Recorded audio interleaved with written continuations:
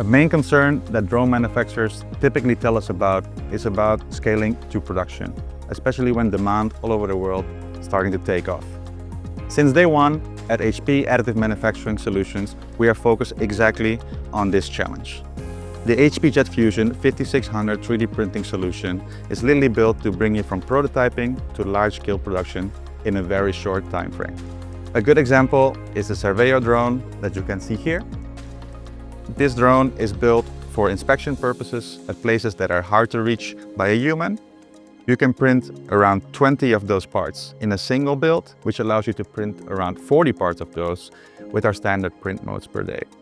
But with process development, this is where the magic happens, because you can really fine-tune your build for a specific application, allowing you to, for example, reduce the print time and be able to scale to hundreds of thousands of drones per month with a fleet of our HP printers.